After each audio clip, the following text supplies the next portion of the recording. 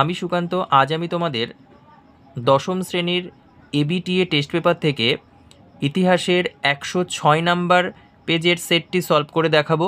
তো চলো শুরু করা যাক। দেখো, 1 নাম্বার, বিপিনচন্দ্র পালের 70 বৎসর নামক আত্মজীবনীটি প্রকাশিত হয়েছিল প্রবাসীতে। তারপরে দেখো 2 নাম্বার, ভারতের প্রথম ইতিহাস গ্রন্থ হলো রাজতরঙ্গিনী। তারপরে দেখো 3 নাম্বার, তত্ত্ববোধিনী সভা প্রতিষ্ঠা করেন নাম্বার দেখো দেবেন্দ্রনাথ ঠাকুর। তারপরে দেখো 4 নাম্বার, ভারতে ব্রিটিশ সরকার 3 আইন পাশ করে 1872 সালে। আচ্ছা, তারপরে দেখো 5 নাম্বার, পাগলাপন্থী বিদ্রোহের অন্যতম নেতা ছিলেন টিপু গারো। আচ্ছা, টিপু গারো। তারপরে দেখো 6 নাম্বার, রংপুর বিদ্রোহের নেতা ছিলেন নুরুল উদ্দিন। আচ্ছা, 7 নাম্বার, আত্মীয় সভা প্রতিষ্ঠা করেন রামমোহন রায়। আচ্ছা, তারপরে দেখো 8 নাম্বার, হিন্দু মেলা প্রবর্তন করেন কে না নবগোপাল মিত্র। আচ্ছা, তারপরে দেখো 10 নাম্বার, আচ্ছা 8 নাম্বার হচ্ছে হিন্দু মেলা প্রবর্তন করেন নবগোপাল মিত্র। 9 নাম্বার, ভারতের প্রথম সংবাদপত্র হলো বেঙ্গল গেজেট। 10 নাম্বার, জাতাসুর চিত্রটি অঙ্কন করেন গগনেন্দ্রনাথ ঠাকুর। 11 নাম্বার, ভারতে হাফ টন প্রিন্টিং পদ্ধতি প্রবর্তন করেন উপেন্দ্র কিশোর রায়চৌধুরী। আচ্ছা, 12 নাম্বার, জাতীয় শিক্ষা পরিষদ গঠিত হয় 1906 সালে। আচ্ছা, 13 নাম্বার, ডন পত্রিকা 1897 সালে প্রকাশ করেন সতীশচন্দ্র মুখোপাধ্যায়। আচ্ছা, তারপরে দেখো 14 নাম্বার, ভারতে বামপন্থী আন্দোলনের জনক ছিলেন কে? এটা হবে গ নাম্বার, মানবেন্দ্রনাথ রায়। তারপরে দেখো 15 নাম্বার, বাবা রামচন্দ্র কৃষক আন্দোলনের নেতৃত্ব দিয়েছিলেন যুক্তপ্রদেশে। তারপরে দেখো ওয়ার্কার্স অ্যান্ড পেজেন্টস পার্টি যুক্ত ছিল অসহযোগ আন্দোলনের সঙ্গে। আচ্ছা, অসহযোগ আন্দোলনে। আচ্ছা, তারপরে দেখো বীণা দাস যাকে হত্যার চেষ্টা করেন ঘ নাম্বার, স্ট্যানলি জ্যাকসন। আচ্ছা, তারপর 18 নম্বর, ভারতে বিপ্লববাদের জনক নামে পরিচিত হচ্ছে বাসুদেব বলবন্ত ফাদকে। আচ্ছা, তারপরে দেখো 19 নাম্বার, সত্যশোধক সমাজ প্রতিষ্ঠা করেন কে? জ্যোতিবা ফুলে।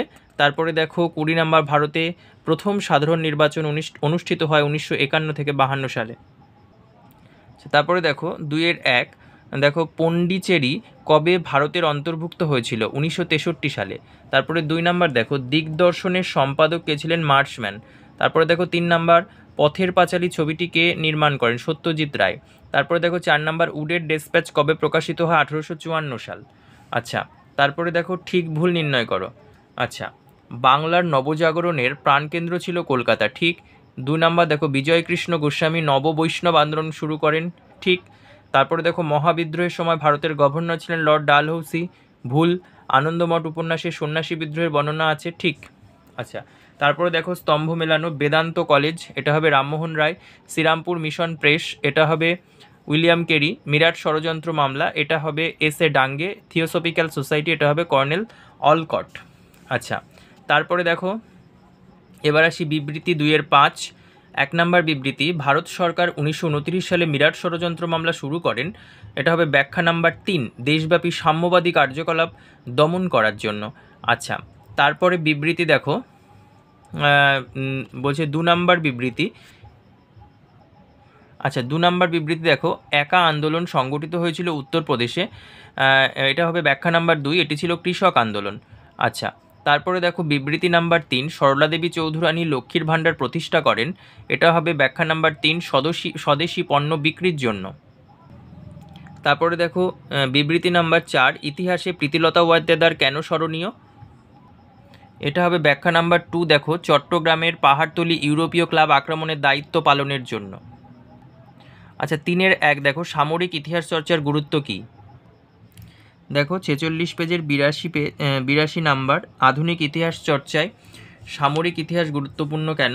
এই পর্যন্ত পড়বে। আচ্ছা, 3-2, আত্মজীবনী ও স্মৃতিকথা বলতে কী বোঝো? দেখো আত্মজীবনী ও স্মৃতিকথা কী এইটুকু বলবে, আর ওইদিকে দেখাচ্ছি এই যে স্মৃতিকথা, নাইট প্রভৃতি এই পর্যন্ত বলবে। 3 নাম্বার বলছে চুইয়ে পড়া নীতি কী? দেখো 127 পেজে 59 নাম্বার, চুইয়ে পড়ার নীতি কি, এখান থেকে পড়বে। তারপর দেখো 3-4, এদেশে পাশ্চাত্য শিক্ষা বিস্তারে খ্রিস্টান মিশনারিদের প্রধান কি ছিল? দেখো এখান থেকে পড়বে খ্রিস্টান মিশনারিদের প্রচেষ্টা, এখান থেকে এইটুকু বলবে। তারপরে দেখো 5 নাম্বার 3-5 তিতুমির স্মরণীয় কেন? দেখো এখান থেকে পড়বে তিতুমির কেন বিখ্যাত, এটা পড়বে। তারপরে দেখো আছে চুয়ার বিদ্রোহের গুরুত্ব কী ছিল, এটা বলবে। চুয়ার বিদ্রোহের ফলাফল বা গুরুত্ব একই, এখান থেকে বলবে। তারপরে দেখো 3-7 মহারানীর ঘোষণাপত্রের মূল উদ্দেশ্য কী ছিল, এখান থেকে দেখো 249 পেজের 29 নাম্বার কোশ্চেন, মহারানীর ঘোষণাপত্রের মূল উদ্দেশ্য কী ছিল। তারপরে দেখো 3-8 শিক্ষিত বাঙালি সমাজের একটি অংশ কেন মহাবিদ্রোহের বিরোধিতা করেছিল। দেখো এখান থেকে বলবে শিক্ষিত বাঙালি মধ্যবিত্ত শ্রেণীর একটা বড় অংশ মনে করত ব্রিটিশ শাসন ভারতের পক্ষে কল্যাণকর, এই জন্যই তারা বিরোধিতা করেছিল। এছাড়াও দেখো এখানে লেখা আছে ব্রিটিশ ইন্ডিয়ান অ্যাসোসিয়েশন ও মোহামেডান অ্যাসোসিয়েশন সিপাহী বিদ্রোহের বিরোধিতা করেছিল। আচ্ছা তারপরে দেখো আছে বাংলার ছাপাখানা বিকাশে লাইনোটাইপ প্রবর্তনের গুরুত্ব কী, এখান থেকে দেখবে লাইনোটাইপ প্রবর্তনের গুরুত্ব কী, এইটুকু বলবে। আচ্ছা পরের কোশ্চেন দেখো জাতীয় শিক্ষা পরিষদ কেন প্রতিষ্ঠিত হয়। দেখো জাতীয় শিক্ষা পরিষদ কেন প্রতিষ্ঠিত হয় এখান থেকে বলবে। তারপর এদিকে আছে ঔপনিবেশিক শিক্ষার বিকল্প এবং স্বীকৃতি, দুটো পয়েন্ট আছে। তারপরে দেখো 19 শতকের বাংলায় জাতীয়তাবাদের বিকাশে বঙ্কিমচন্দ্রের কীরূপ ভূমিকা ছিল, এখান থেকে পড়বে আনন্দমঠ উপন্যাসে কীভাবে জাতীয়তাবাদী ভাবধারাকে উদ্দীপ্ত করে।